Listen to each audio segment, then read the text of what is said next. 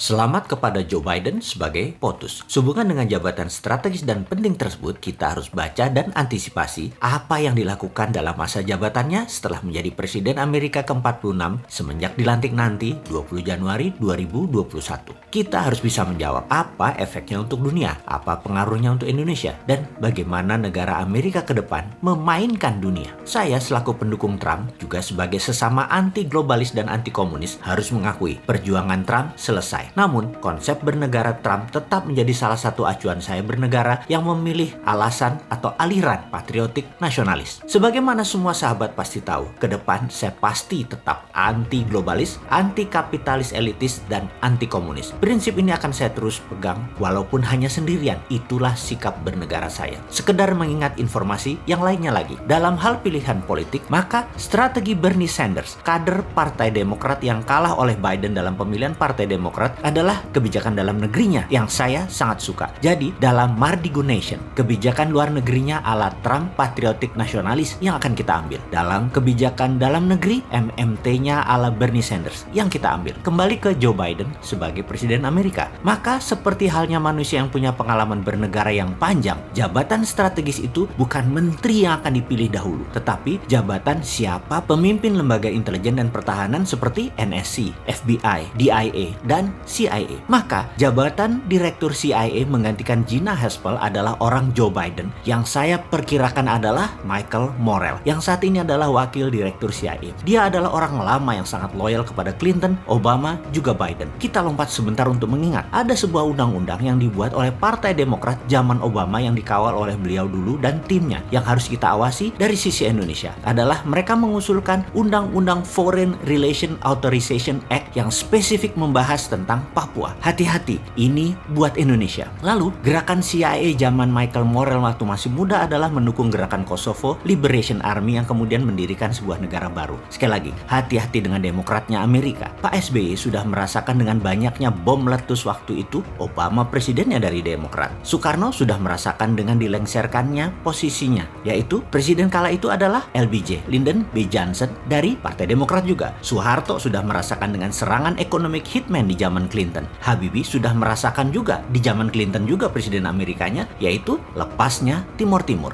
Operasi CIA selalu dimainkan oleh mereka Partai Demokrat. Gerakan insurgensi adalah ciri dari mereka. Kalau Partai Republik perangnya di permukaan, Partai Demokrat warfare-nya pakai CIA operation dan shadow. Saya jadi takut urusan Papua. Itu saja. Kalau sama Trump, saya nggak takut Indonesia bakal belah karena bukan targetnya Trump. Trump musuhnya Tiongkok dalam hal dagang dan ideologi demokrasi Amerika versus komunisme juga dengan Tiongkok. Namun Demokrat beda game plan mereka. Mudah-mudahan data saya ini adalah data lama, bukan data masa depan. Namun sebagai seorang yang menganalisa belasan tahun diajarkannya adalah pakai threat analysis. Maka data lama, kebiasaan lama seseorang selalu dipertimbangkan sebagai bahan pembanding di dalam saya menganalisa threat analysis. Kita buka strategi Madam Secretary Hillary Clinton yang terkenal dengan perkataannya pivot to Asia. Ini akan menjadikan perebutan sumber daya alam ke arah Asia. Front Timur Tengah untuk energi, minyak dan gas bumi, dan Asia Tenggara untuk sumber daya alam mineral seperti baterai dan lain sebagainya. Maka apa yang Tiongkok lakukan di Indonesia akan juga diikuti oleh Amerika. Di mana zaman Trump, ground floor-nya adalah di negara masing-masing. Tiongkok, Amerika dengan perang dagang. Zaman Biden yang diperebutkan adalah sumber daya alam yang ground floor-nya